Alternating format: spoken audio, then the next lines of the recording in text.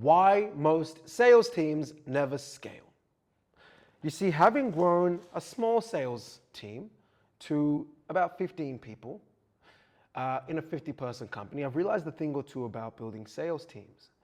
And with experience, 10 years of experience in sales, in network marketing, in corporate sales, in tech sales, in automotive sales, in retail sales, in healthcare sales, in e-commerce sales, face-to-face, door knocking, you name it. I've probably done it over the phone, cold calling, face-to-face, Zoom calls, Google Meets, Teams, you name it. I've probably done it. DM, Instagram, LinkedIn. There's a thing or two I've learned about sales, right? Partnerships. And when it comes to building sales teams, oftentimes people don't build the right sales culture. Sales culture is everything, because conviction, or rather closing the deal, is the transference of energy from one individual to the other. So the first thing you need to do, especially if you're a service-based founder, is you need to get, I'd like to say, pretty good at sales. Now, if you're a partnership and there's one or two or three business owners, that's different. Each of you can have your own function. But if you're a solopreneur, or you're a sole proprietor where you're the only owner, you're gonna want to get pretty good at sales. Here's why. A lot of people, when it comes to building a sales team, they think, I'm just going to bring in a salesperson, they're going to do all the selling for me. But if you can't transfer the initial conviction to them, then how do you anticipate that they're going to be able to transfer that conviction to other people, to strangers, right? So you've got to get pretty good at sales initially. You've got to have some sort of predictable process where you're going to take a customer or a stranger to intrigue to a customer, right? For me, that's cold calling. That's how I started, largely, cold calling and door knocking, okay? And then once you do that, you're going to want to get good enough to where you have enough cash in the bank or cash flow to where you can now bring in, again, if you're a general, say you're some sort of consulting-based service provider, you're going to have to bring in an appointment setter. And an appointment setter will still keep feeding you. They're going to keep feeding you leads, appointments, and then they're going to close them, okay? You're going to close them. What you're going to do is you're going to then record those calls. You're going to record their calls so you can give them feedback. And then you're going to record your calls so then they can listen to how you sell, how you close deals, how you make things happen, okay? After you do that, then initially they're going to shadow you. So they're going to jump on a call with you. Hey, come with me.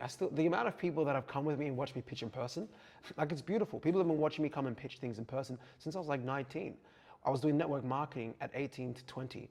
And what I would do is I would do like presentations where I'd present the opportunity.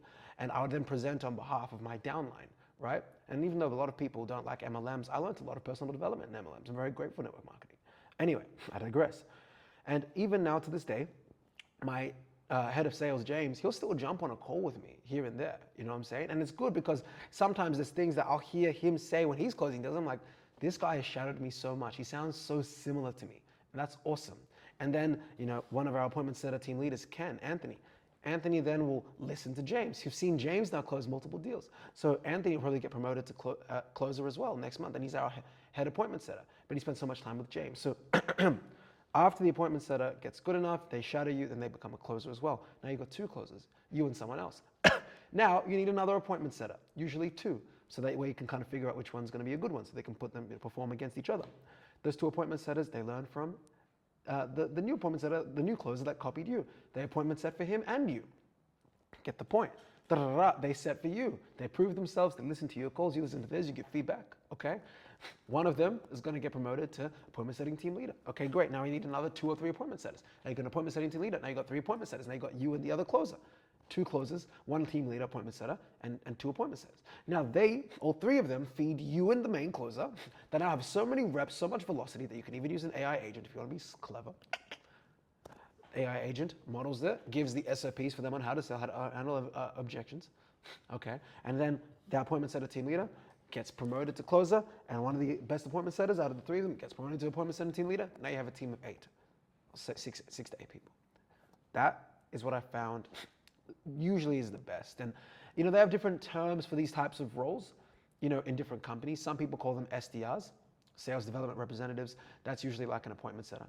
And then some people will call closers account executives, or senior account executives, or AEs, or whatever, or client success managers, right? A lot of people call them different things, but essentially there's someone that creates the opportunity and finds it and then provides it to a closer to get the job done. And if you do that, you'll be able to scale your sales team just like ours that literally generates anywhere between, well, we just hired a bunch more people, but like on a bad day, we'll generate 15 appointments in a day. And on average, we're closing 1 or 2 deals every day, which is crazy for me, by the way. Like, I'm not used to this velocity, and it's very exciting. But as of the 1st of the 1st, 2026, we were closing deals. It is currently the 17th of Jan. We've signed up an ASX listed client. So a client that is literally on the Australian Stock Exchange. We've signed up various SMBs within the 6, mid 7 figures, etc., and maybe low 8 figures, all in the last week to 2 weeks of the start of 2026. It's the 17th of Jan, right?